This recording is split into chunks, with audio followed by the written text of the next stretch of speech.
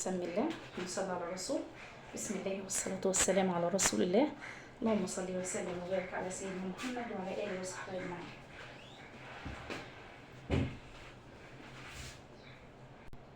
نحط الأول مية على النار، مية اهي تمام.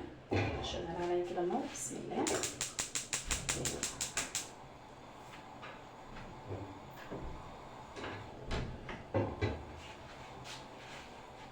حطيه في المية بصلاية، جزر، طماطمايه، حبهان، قرفة خشب تمام، ورق لوري، وفلفل اسود حصى، وفص واحد بس مستكة تمام. نزلهم كده في المية وانزل عليهم بفصين اتنين كده بس من من القرنفل. انا بحب نكهة القرنفل، بتبقى بسيطة جدا وبيبقى طعمها قوي جدا. طعم البط مش طعم القرنفل، طعم البط بيبقى قوي جدا وبيبقى طعمه جميل، وطعم الشوربة بتاعته بيبقى ممتاز بصراحة. فانا بحب احطها في البط تمام. اغطي عليها واسيبها لما تغلي. اكون غاسله البطه بتاعتي. حابه تعملي بطه سليمه تمام، حابه تقطعيها زي ما انا هعمل خلاص. سمي الله بقى كده، الميه غلت معايا. بسم الله. انزل بقى البطه بتاعتي، يعني حاولي تنزلي البطه من ناحيه الصدر يبقى في قلب الميه من تحت تمام، والرقبه مشتقتها بقى كده بقى ونص.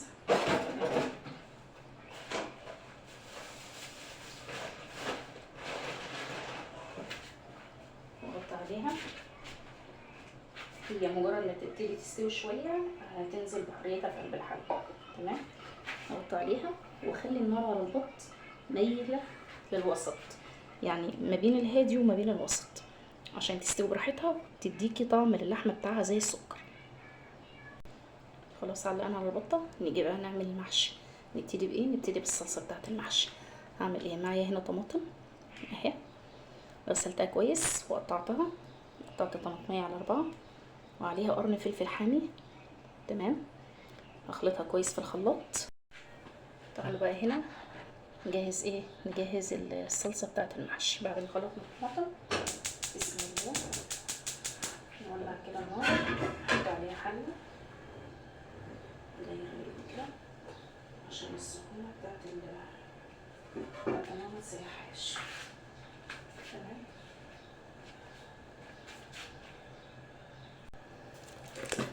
اول ما الحله تسخن بسم الله هنزل الاول معلقه كده من السمنه،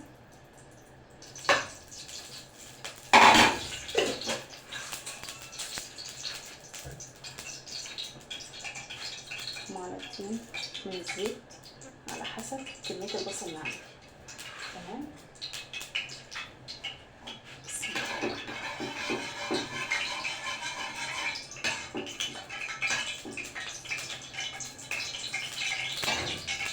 انزل عليهم البصل بتاعي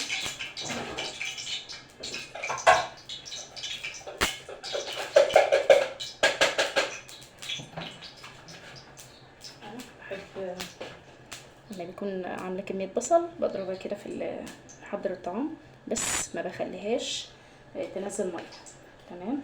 شوفوا البصل عامل ازاي، مفيش في اي سوائل.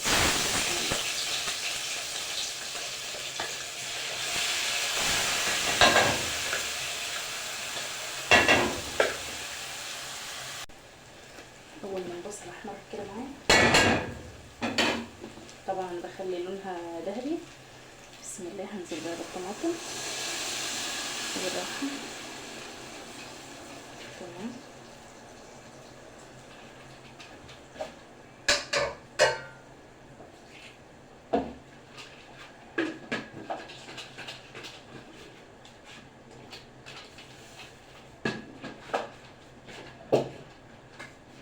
انزل على الطماطم بتاعتي معلقه كده من الملح، عادي الملح والحموضه بتاعت الطماطم، ونص معلقه صغيره من السكر. انزل عليهم بمعلقه كده من السبع بهارات، معلقه واحده من السبع بهارات،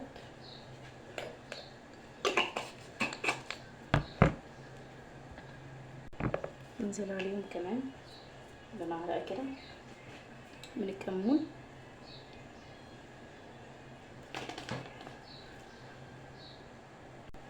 واقلب بقى كله، اقلب كده الطماطم واغطي عليها. انا بحب اغطي عليها عشان ما تبهدلش الدنيا حوالي، اغطي عليها كده بس هي تتسبك او تستوي. الصلصه اهي تتسبك ما شاء الله، نقلبها سوا ما شاء الله، لا حول ولا قوه الا بالله. اغطي على وصفه تتسبك، وعلى ما تتسبك يا حبايب قلبي يا حلوين تعالوا اقول لكم اعمل ايه. المحشي بتاعي كوسه كان فاضل لها كام يوم وتصفر وتبوظ ويبقى عليها العوض، لحقناها تمام. كوسه اهي ما شاء الله، حوالي كيلو الا ربع كده من الكوسه تمام. ومعايا هنا نص كيلو من الفلفل، اقل من نص كيلو على فكره ما شاء الله تمام. ومعايا هنا بتنجان، طبعا انا غسلته قبل كده غسله، بس لازم اعيد عليه اغسله كده لحد ما ايه احس كده ان هو شوف جلده كده بيزاق في ايدي تمام، احس بنظافته كده يا كده ما اعرف شكله بصراحه، لازم اغسل الحاجه كويس تمام. انا بس حبيت اوريكم، طبعا انا اللي ماسكه التليفون اعذروني في التصوير تمام. فضيه واغسله كويس واوريكم اعمل ايه. ابتدي بقى عشان اشتغل في البتنجان والكوسه تمام. عشان اقورهم اجيب الاول جنبي كده حله او عجان او ايا كان، احط فيه ميه نضيفه وانزل عليه بمعلقتين كبار من الملح. ليه؟ عشان البتنجان بعد ما بتقوريه لو سبتيه من غير ميه بملح بيسود، يكون شكله مش لطيف تمام. طيب تعمل ايه بقى يا ام جمانه؟ اعمل ايه كده كده يا حلوه. الكوسه اهي، هعمل ايه يا ام جمانه؟ عندي المقور لو العريض او رفيع بيبقى فيه جهه لها اسنان تمام. هجيب الجهه اللي لها اسنان دي واخطط كده ايه، اخطط كده الكوسه اعمل كده. ده كان بارد، اعمل لها شكل بعد ما غسلتها كويس. الخطوه دي بعد ما اغسلها كويس ليه؟ بيديها شكل، وفي نفس الوقت لو انا عملت الخطوه دي قبل ما اغسلها مهما تغسليها هيكون فيها رمل تمام. وهجيب كده السكينه احوش الحته اللي هنا في اخر الكوسيه كده بالراحه، برفع التليفون شويه واقوم حايشه الجزء ده كده تمام، واقور الكوسيه كده بسم الله. الناس اللي لسه بتبتدي، البنوتات اللي لسه اول مره يعملوا المحشي، ابتدي كده اسمي الله سمي الله كده واشتغلي بجرأة.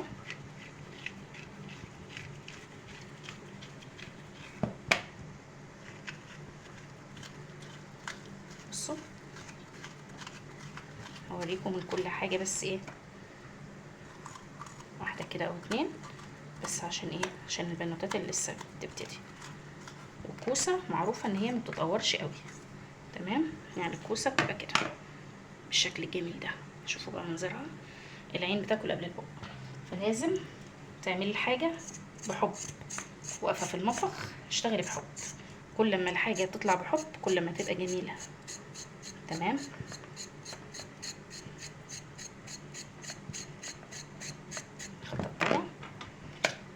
اشيل الجزء ده بالراحه كده، مش من هنا بقى ولا من هنا، لا بالراحه كده من الطرف كده زي ما تكوني بتقلعي الباميه تمام.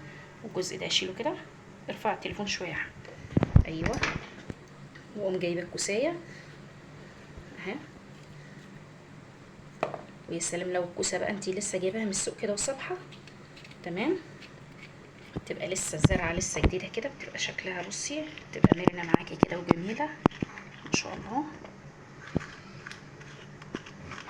طبعا ده الطلب على محشي مشكل كوسه وبتنجان وفلفل فقط، فانا ما اقدرش ارفض لهم طلب على راسي.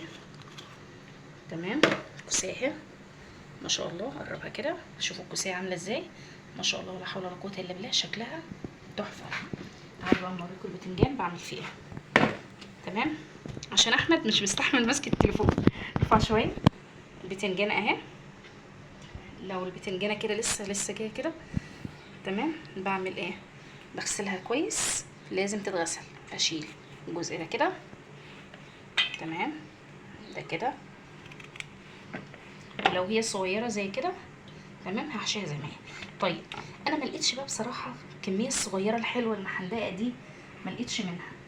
اعمل ايه؟ ما اعملش محشي يعني؟ اقول لهم ما فيش محشي؟ لا طبعا هجيب المحشي كبيره، مالها الكبيره، ارفع كده يا احمد. وبعد ما مرنها على البلانشه او على الرخامه تمام، مرنت معايا اهي بكل سهوله، اعمل لها مساج تمام. اقوم جايه بقى من النص كده بسم الله، ادي الكوسه، ادي البتنجان سوري، المقور العريض ده بقى عشان البتنجان. بصوا بقى بعمل ايه، ارفع شويه كده ميلي، بصوا كده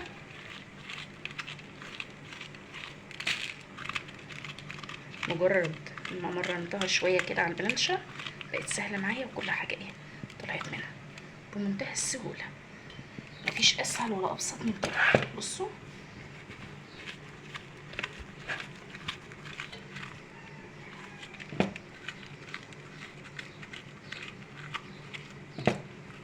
المساج اللي بتعمليه البتنجان بيخلي القلب بتاع البتنجانه يطلع معاكي بكل بساطه.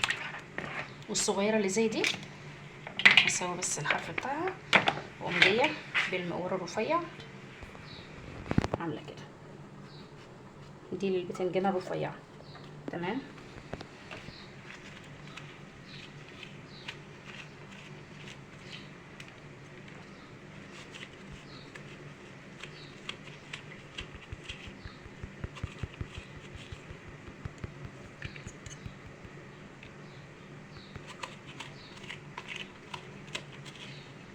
مش مظبوطه التصوير ماله؟ قولوا لي التصوير كده بقى احسن ولا الاول؟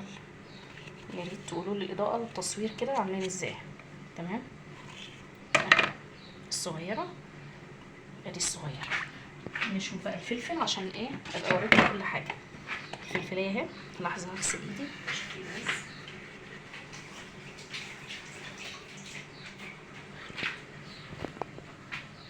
فلفلايه طبعا بعرف ازاي الفلفلايه نتايه من الفلفل الذكر، او زي ما بيقولوا اللي هي البارده من الحراقه. الانثى بتبقى اربع جبهات، الذكر بتبقى تلاتة بس تمام. وفي نفس الوقت كله حلو، كلها نعمة ربنا الحمد لله. باجي بقى من عند الفلفلايه، من عند الحرف من فوق كده، وايه واقسم الفلفلايه بس مش للاخر. بصوا بعمل لها نظام كده، بعمل ايه بقى، واقوم جايه دي كده دي كده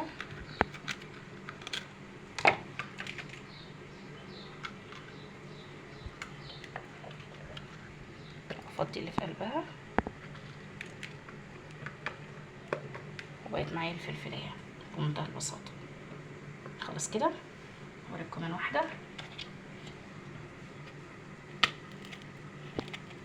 مش للاخر تمام اهي، بيبقى فيها اللي هو القلب بتاع البذر بتاعها، واقوم مسلكاه من هنا كده، ممكن اضغط عليه كده يقوم سايب تمام، هو منزلاه.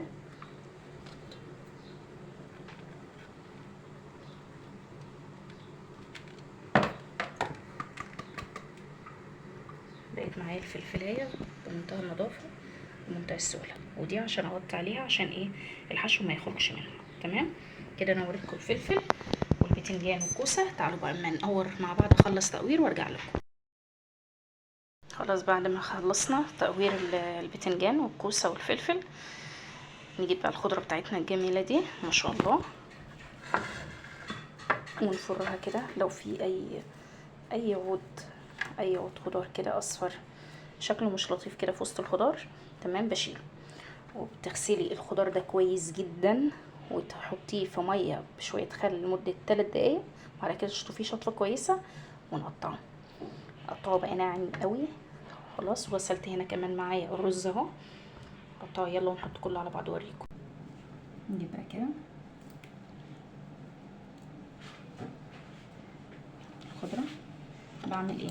طبعا البلانش عندي صغيره، فانا بقوم مقطعه الخضره كده من النص، وبقوم قسماها عشان اضمن ان انا هقطعها تقطيع ناعم. تمام. بسم الله. ناعم قوي على قد ما تقدري. انا بس ايه، بوري البنوتات اللي لسه بادئه.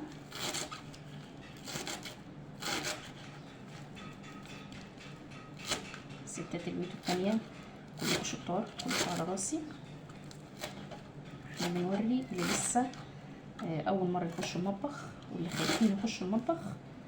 المطبخ لذيذ، مطبخ جميل جدا يا جماعه، بس لازم تكوني حباه. كل ما تحبيه كل ما تطلعي منه الاحلى والاحلى. تمام. بصوا بقى التقطيع عامل ازاي، ناعم جدا.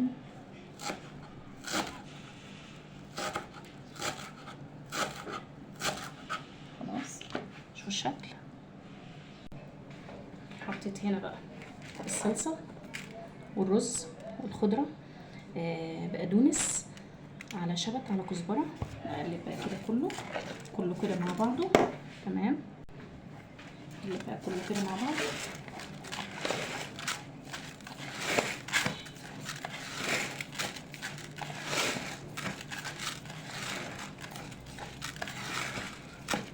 وهدي بقى كده ايه، رشه فلفل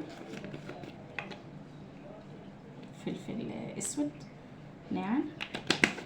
تمام. اقلب بقى كله كده ايه. طبعا في محشي الكرنب انا بحب اضيف ايه، بحب اضيف بصلايه وابهرها بفلفل اسود وملح وشعره سكر، وانزلها على سكر او سكر. لكن ده محشي فلفل وبتنجان وحاجات كده، فانا ما بحبش اعمل الخلطه دي. تمام. انا ما حبيتش احط الرز كله عشان اشوف الحمار بتاع الصلصه بتاعتي في الخضره عامل ازاي. في المرحله دي بقى انا دقت الملح بتاع الخلطه، لقيتها لسه عايزه شويه، فضفت لها كده ايه، معلقه من الملح. طبعا لازم تدوقي، الا اذا كنت صايمه بقى، فحاولي ان انت تظبطي عيار الملح بتاعك عشان ايه يطلع الاكل مظبوط. تمام. بس كده نجيب الصينيه اللي انا هشويها.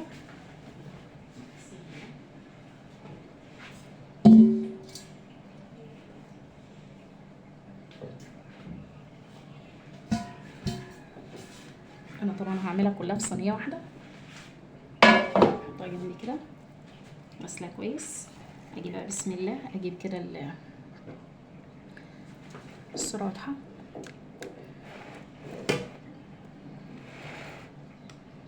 كده. تمام. بسم الله الرحمن الرحيم.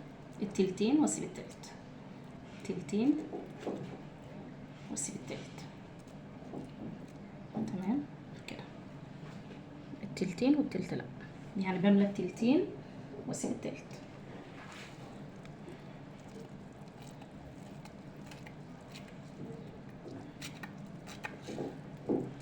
انا هعمله في صينيه وهحمره عشان يبقى شكله جميل كده، ولونه واخد لون من فوق ومن تحت، لان انا بحب اما بعمل اوردرات بعملها كاني عاملاها في بيتي بالظبط. تمام. فانا في بيتي بعمل في صينيه، بحب ان انا اسويه في الفرن. تمام. فانا بعمله كاني هعمله في بيتي بالظبط. خلاص. ده شكله. بتبقى الكوسية برضو نفس الشكل ونفس المعنى، يعني ما تكبسيش قوي، ما تتكيش، انا بس بزق. تمام، خفيفة معايا جدا، والتلتين وسايبة التلت. واحدة تانية بس بزق. طبعا دي اتفلقت مني فمش مشكلة. تمام برضو اهي، وباجي على الجهة المفلوقة وايه بحطها لتحت، بزق بس كده بصباعي، مش بضغط، انا بدخل بس الرز. شوفوا المنظر، تلتين وسايبه التلت. نيجي بقى على الفلفل، نفس الشكل، بجيب كده بفتح كده الفلفلايه بقى بالذات عشان النص بس، للنص بس. تمام، اغطي بقى الفلفلايه كده وارصها كده في النص. واحده تانية،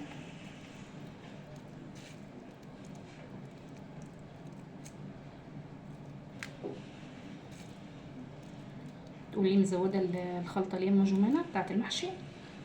هقول لك، محشي البتنجان والفلفل والكوسه بياخدوا خلطه اكتر من الكرنب. تمام،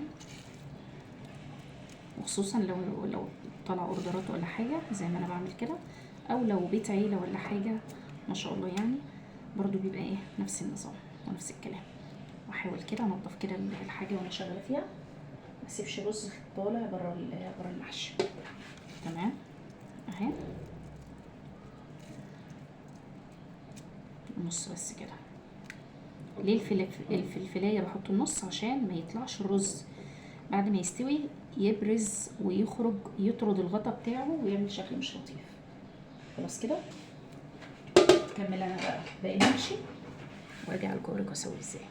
شوفوا بقى الجمال، بسم الله ما شاء الله اللهم بارك.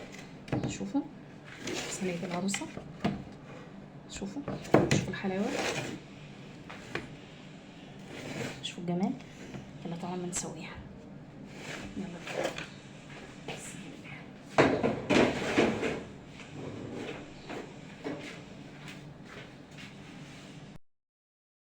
نسويها بسم الله. المرحله دي بقى انا ببقى مشغله الفرن. بسم الله الرحمن الرحيم. شغل الفرن قبلها بوقت عشان ايه؟ عشان تستوي معايا بسرعه، تغلي معايا في ثواني ما تغيبش كده اهو. بحط الشوربه قد ايه؟ الشوربه بتيجي نص الصباع بتاع المحشي، تبقى واصله لحد النص بس. تمام، في الكوسه او في الفلفل او في البتنجان، لان بيبقى فيهم سوائل. الكوسه بيبقى فيها سوائل والفلفل نفس الحكايه، فالبتنجان كده كده هياخد وهيدي مع الكوسه في السوا، فما تقلقوش، لحد النص بس وما تغرقوهاش وهتبقى كويس. دخل الفرن وما تخلص اوريها لكم.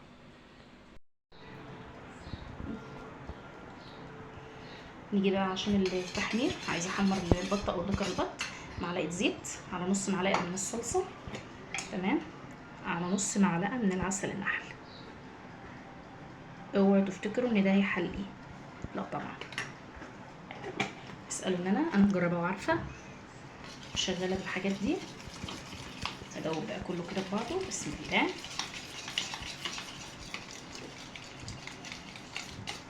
اللي ما عندهاش عسل تحط معلقه سكر. تمام،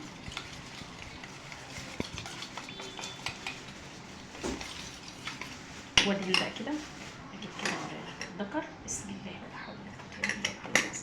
بسم الله ما شاء الله، استوى على الاخر، اللهم بارك.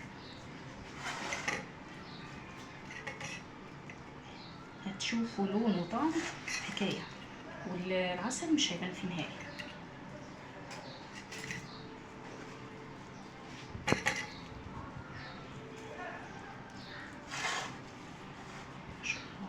بسم الله ما شاء الله لا حول ولا قوه الا بالله.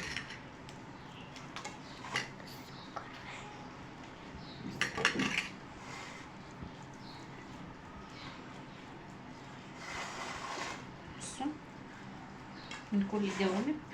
تمام، شغلتنا دي شوفوا.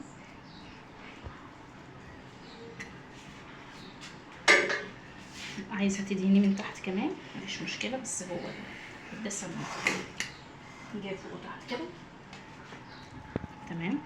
انا استكفيت بس بالوش كده تمام. ممكن تدهنوا من فوق ومن تحت. هدخله بقى تحت الشوايه يتحمر، وبعد ما يتحمر هوريكم شكله. صينيه المحشي بعد ما خرجتها من الفرن، الجزء ده احنا ما كناش ولا حاجه، ده انا كنت ببرده هنا عشان هغرف العروسه تمام، فببرده شويه عشان اعرف اعبيه. تعالى ما اوريكم بقى هزينه ازاي. وده كان شكل المحشي معايا، وشكل دكر البط اللهم بارك. شوفوا دكر البط، شوفوا الحلاوه وطري ما شاء الله ما شاء الله بسم الله ما شاء الله، حاجه كده تحفه. وده شكل المحشي، شوفوا بس المحشي وحلاوته، لوحه فنيه والله العظيم بجد، لوحه فنيه، حاجه كده. بصي يعني دايما راعوا ان العين بتاكل قبل البق، فلازم الحاجه تبقى واخده حقها وتبقى كده. شوفوا المنظر، شوفوا بألف هنا وعافيه، قولها بألف هنا وعافيه وربنا يسعدها. ولو وصلتوا معايا لحد هنا ما تنسوش تدعمونا بلايك واشتراك وكومنت حلوه منكم، يسعد قلوبكم ويسعد قلبي بيكم، وربنا يسعد قلوبكم وقلوبنا وقلوب الجميع، وربنا يهنيها ويسعدها ويسعدنا ويسعد اولادنا يا رب، اللهم امين يا رب العالمين. اشوفكم في رعايه الله في فيديو جديد من فيديوهاتي. السلام.